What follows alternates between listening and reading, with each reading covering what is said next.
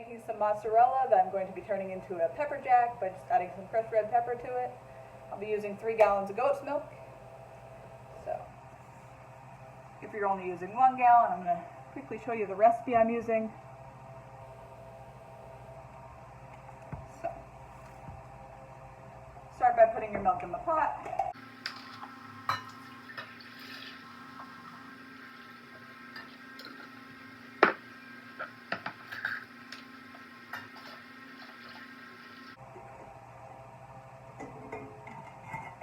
I like to store my milk in the half-gallon ball jars.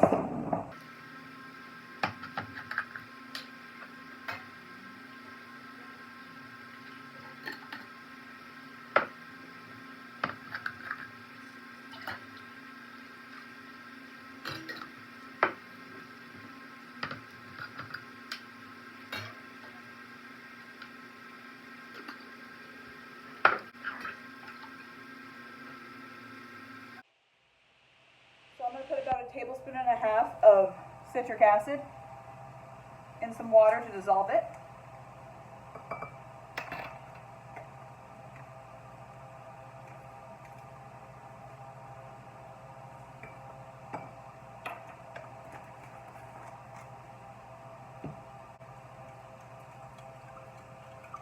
Mix that in milk. I'm now going to dissolve 3/8 teaspoon of calf lipase and some water.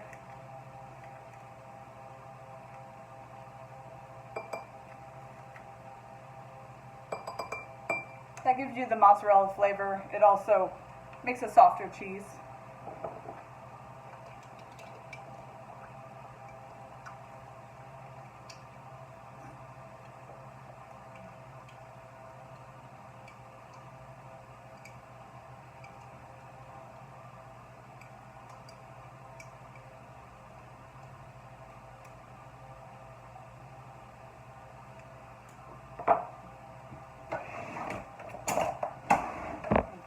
Stir that in.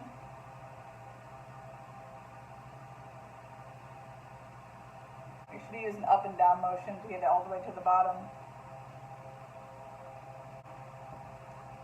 Okay. I'm then going to be heating my milk. I'm going to put it on medium. Make sure to stir it often so you don't scald the milk. I've switched to a bigger boat.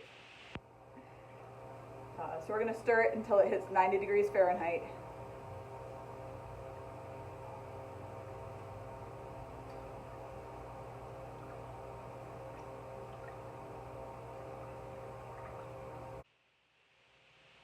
Alright, it's hit 90 degrees, so at this point I turn the pot on very low.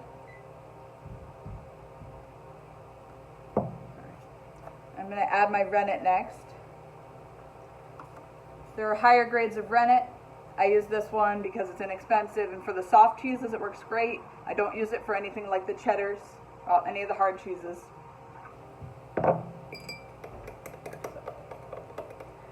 I do a 1/2 tablet per gallon. I have a tablet and a half. So I'm going to add that to my pot. And for about 30 seconds I'm going to stir with an up and down motion.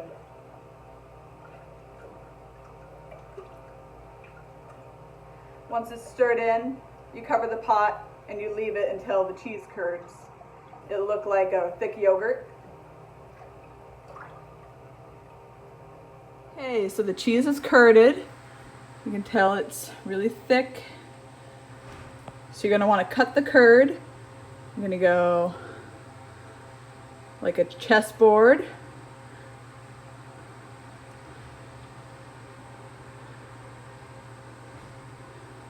The curd is the white, the yellow is the whey.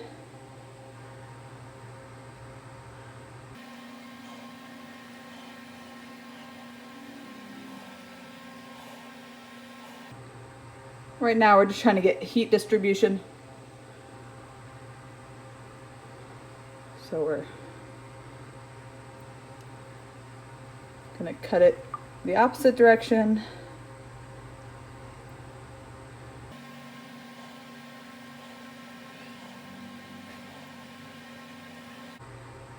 The curd should be nice and shiny. If for whatever reason something goes wrong, which I've had happen before, sometimes it turns out more like a ricotta and you can't cut the curd, that's okay, just use it like a ricotta. Works really good in lasagnas, but this came out perfect.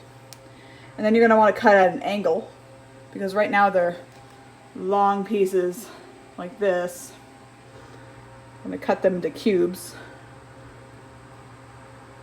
Make sure to reach the bottom of your pan.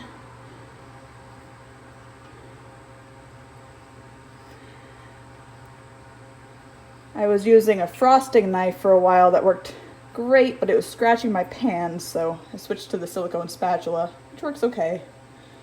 I'm going to cut the other direction.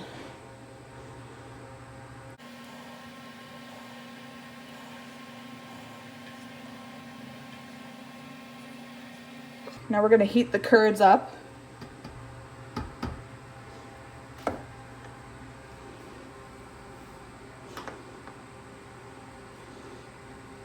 Put it on 7 because I'm watching it, so medium high.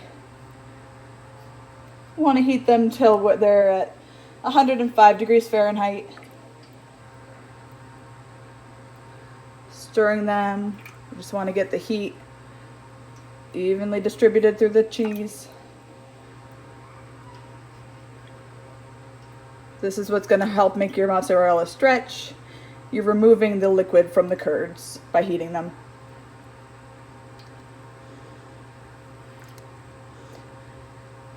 Try not to stir it too hard because you don't want to break up the curds too much.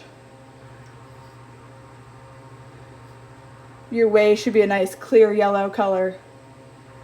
If it's really cloudy, creamy, you're not going to get as much cheese yield out of it because a lot of the milk solids are still in the whey.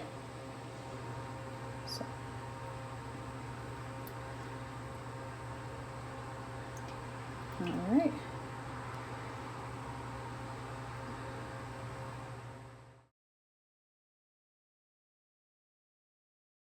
Okay, I'm at temperature 105.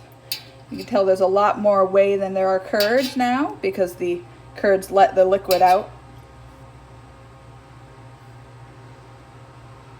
So the next step, we're going to be removing the curds from the whey, and then we'll be stretching them. So if you want to do a little longer version, not use the microwave, you'll scoop the curds out, or you'll heat them to 110 instead of 105, then you'll scoop them out. And then you'll be heating them in water until the curds are 145 degrees, and you can tell when they begin to stretch like taffy. I'll be using the microwave to stretch my curds.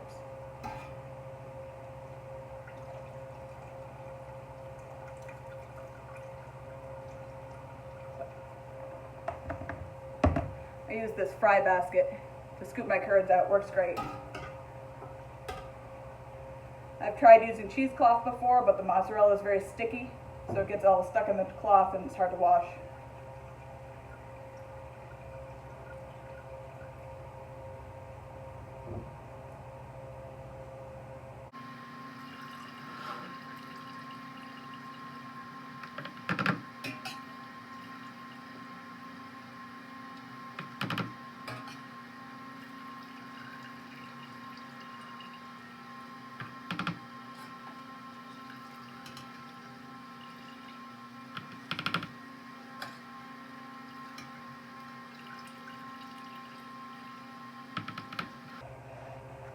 I'm going to drain the whey back into the pot.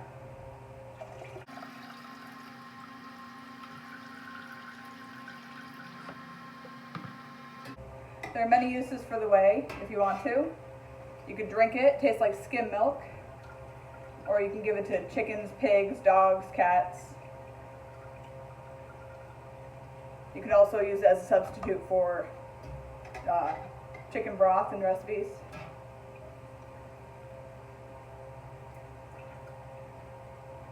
I've also heard of people using it to ferment.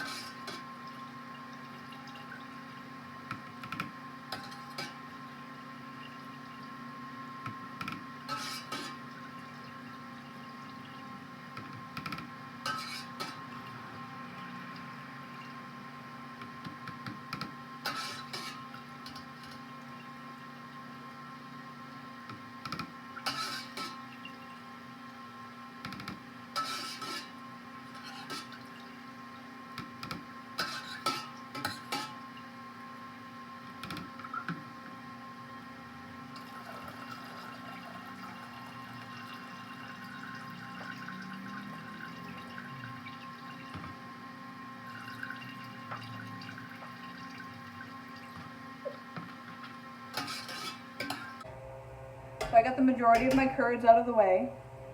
If you want to take this and try to get a little more out of it, you can add a cup of apple cider vinegar, heat it to 145, maybe a little higher, and then leave it overnight, and you can get a little more cheese out of it. You'll end up with a ricotta type cheese.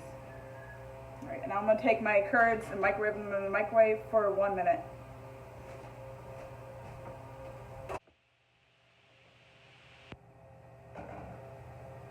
Okay, now I'm going to drain more of the whey off.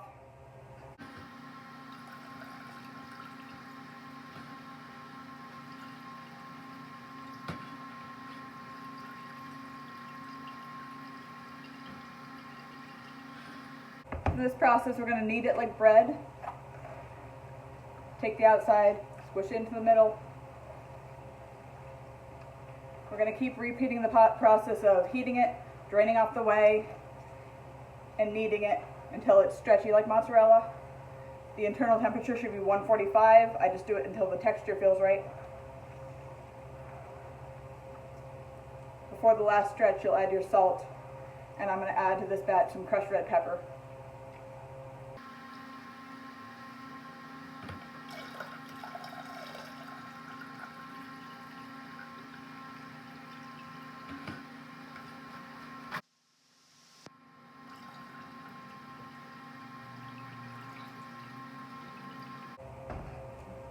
By the last stretch, it will be very hot, almost untouchable.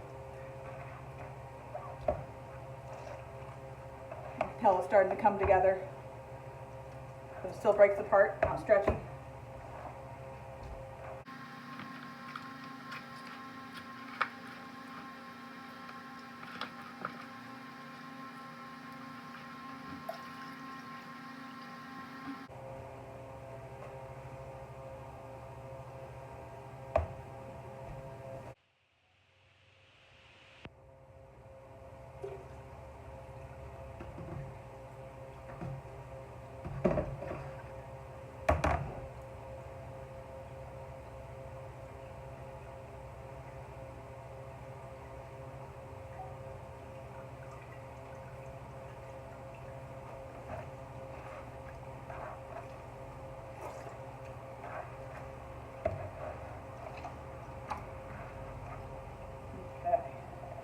Now we're starting to get some mozzarella texture.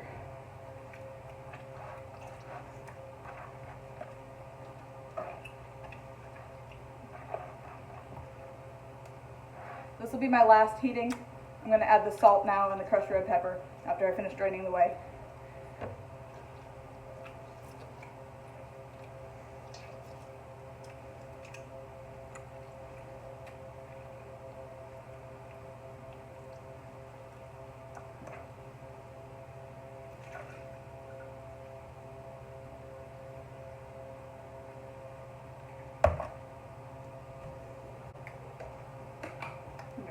This part's all to taste.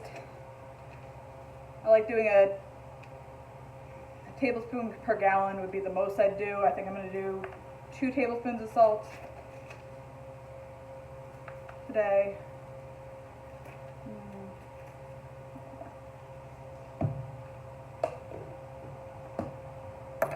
And then the crushed red pepper.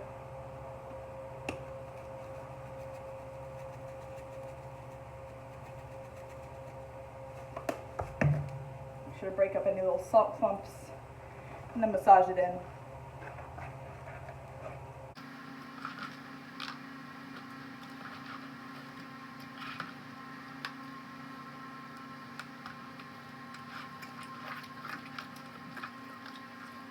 Do your best to get it in evenly because a big clump of salt is a bit overpowering when you bite into it.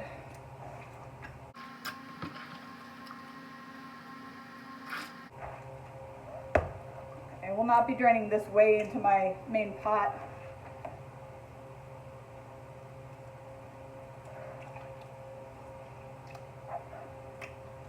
That way whatever I decide to do with it, the pepper and the salt is not in there. Alright, I'm going to do one more microwave of 1 minute.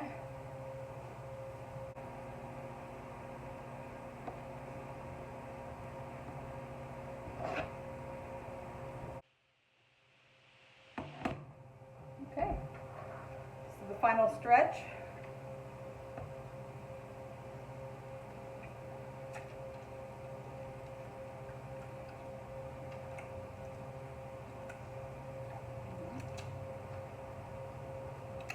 Transferring it to this bowl. And it's going to go in the fridge and we're all set. So here's the final cheese. If you want a square cheese, put it in a square container, and then you can cut it into blocks like you'd see in the store. Thank you for joining me. See you next time.